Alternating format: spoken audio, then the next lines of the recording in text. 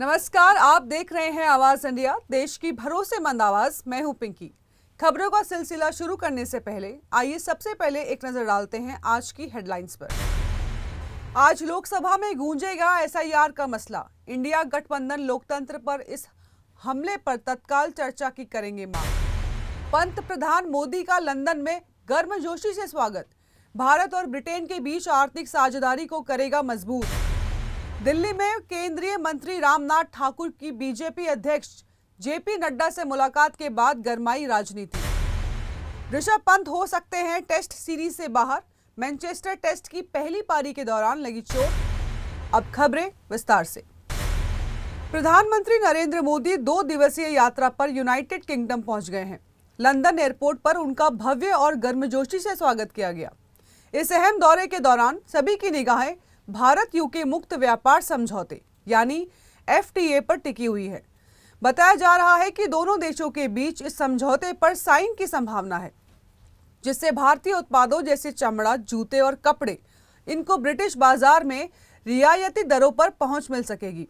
वहीं ब्रिटेन से भारत में विस्की और कारों का इंपोर्ट सस्ता हो जाएगा। लंदन पहुंचते ही पीएम मोदी ने सोशल मीडिया प्लेटफॉर्म एक्स पर लिखा, ये दौरा भारत और ब्रिटेन के बीच आर्थिक साझेदारी को और मजबूत करेगा। इस दौरे में प्रधानमंत्री मोदी ब्रिटिश प्रधानमंत्री कीर स्टारमर से मुलाकात कर द्विपक्षीय संबंधों और साझेदारी के नए रास्तों पर चर्चा करेंगे। एफटीए से भारत को खास तौर पर टैरिफ में बड़ी राहत मिलने की उम्मीद है, क्योंकि 99% भारतीय निर्यात को शुल्क छूट मिल सकती है।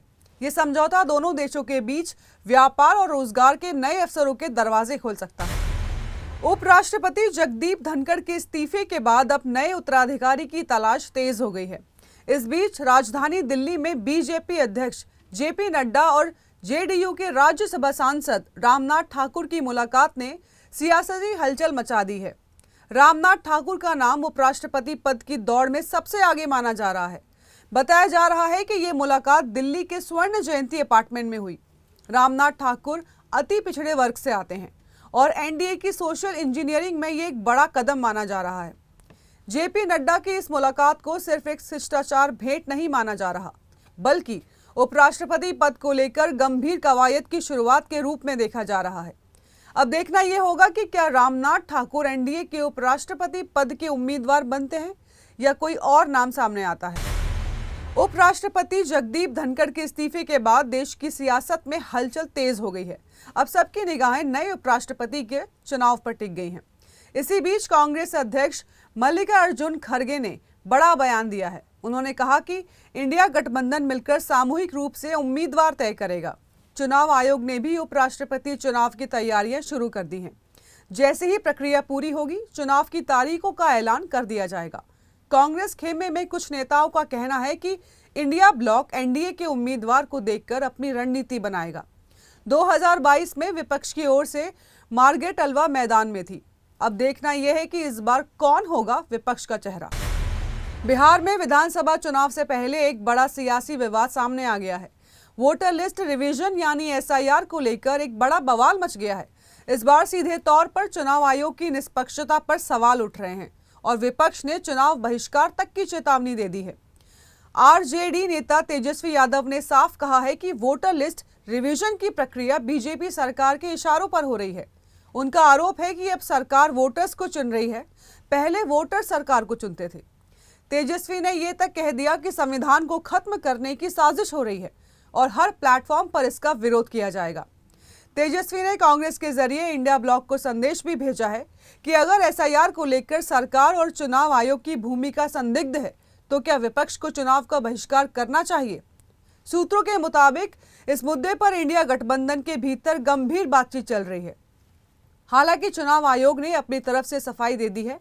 बुधवार शाम को जारी बयान में कहा गया कि वोटर लिस्ट रिवीजन की प्रक्रिया 98% तक पूरी हो चुकी है। आयोग ने इसे एक नियमित और निष्पक्ष प्रक्रिया बताया है। अब देखना यह होगा कि क्या विपक्ष एकजुट होकर बिहार चुनावों का बहिष्कार करता है या फिर चुनाव आयोग की सफाई के बाद कोई नया मोड़ आता है। लेकिन फिलहाल बिहार की सियासत इस मामले पर गर्मा चुकी है। न्यूयॉर्क में संयुक्त राष्ट्र सुरक्षा परिषद की एक अहम बैठक में भारत ने एक बार फिर मध्य पूर्व खासकर फिलिस्तीन संकट पर अपनी स्पष्ट और संतुलित नीति को दोहराया है। भारत के स्थायी प्रतिनिधि राजदूत पर्वथा नेनी हरीश ने गाजा में जारी मानवीय त्रासदी पर चिंता जताते हुए तत्काल युद्ध विराम और संसद के जरिए समाधान की जरूरत बताई। यूएनएससी की इस बैठक में राजदूत हरीश पी ने कहा कि मौजूदा संकट ने लाखों निर्दोष लोगों को प्रभावित किया है, जिनमें सबसे अधिक संख्या बच्चों की है। उन्होंने जोर देते हुए कहा कि युद्ध विराम लागू किया जाना चाहिए और सभी पक्षों को शांति बहाली के साथ बातचीत के रास्ते पर लौटना चाहिए। राजदूत ने बताया कि भारत का रुख हमेशा मानवीय मूल्यों और स्थायी शांति के पक्ष में रहा है। उन्होंने ये भी कहा कि बंधकों की रिहाई और मानवीय सहायता की निर्बाध आपूर्ति सुनिश्चित की जानी चाहिए। विश्व स्वास्थ्य संगठन के मुताबिक गाजा के करीब 95% अस्पताल इस संघर्ष में पूरी तरीके से नष्ट हो गए हैं। वहीं संयुक्त राष्ट्र मानवाधिकार कार्यालय की रिपोर्ट बताती है कि 6,50,000 से ज्यादा बच्चे बीते 20 महीनों में स्कूल नहीं जा पाए हैं। राजदूत हरीश ने साफ कहा कि भारत ये मानता है कि बातचीत और कूटनीति ही एकमात्र रास्ता है जिसे स्थायी शांति की ओर बढ़ाया जा सकता है। भारत इस दिशा में लगातार सकारात्मक भूमिका निभा रहा है और भविष्य में भी निभाता रहेगा।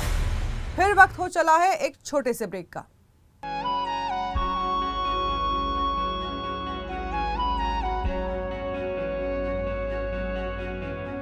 आवाज इंडिया, आवाज इंडिया, आवाज इंडिया, आवाज इंडिया, इंडिया, इंडिया, आवाज इंडिया।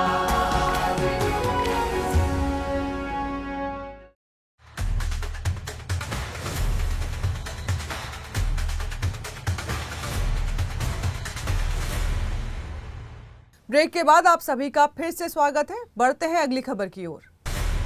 संसद के मानसून सत्र के बीच राजधानी दिल्ली की सियासत एक खास डिनर को लेकर चर्चा में आई है। जमीयत उलेमा-ए हिंद के अध्यक्ष मौलाना महमूद मदनी ने बुधवार को दिल्ली के संग्रीला होटल में विपक्षी सांसदों के लिए एक डिनर का आयोजन किया। लेकिन ये कोई आम भोज नहीं था, बल्कि इस डिनर टेबल पर देश की राजनीति के कई बड़े और संवेदनशील मुद्दों पर गंभीर बातचीत हुई। इस बैठक में समाजवादी पार्टी की सांसद इकरा हसन, संभल से सांसद जिया उर रहमान, वर्क समेत कई विपक्षी चेहरे शामिल हुए। मीटिंग के दौरान मौजूदा राजनीतिक हालात, अल्पसंख्यकों पर हो रहे अत्याचार, हेट स्पीच और हेट क्राइम जैसे गंभीर मुद्दों पर चर्चा की गई। खास बात यह रही कि इस डिनर में जातिगत जनगणना का खुलकर समर्थन किया गया। मौलाना मदनी ने दो टूक कहा कि जाति जनगणना मुसलमानों की जरूरत है ताकि उन्हें सामाजिक और आर्थिक न्याय मिल सके। इसके अलावा बिहार में वोटर लिस्ट रिवीजन यानी एसआईआर के मुद्दे को लेकर भी गंभीर चिंता जताई गई। वहीं अंतर्राष्ट्रीय मोर्चों पर फिलिस्तीन का मुद्दा भी छाया रहा। सांसदों ने भारत सरकार के रुख को असंवेदनशील बताया और कहा कि फिलिस्तीन में इस वक्त इंसानियत ही खतरे में है।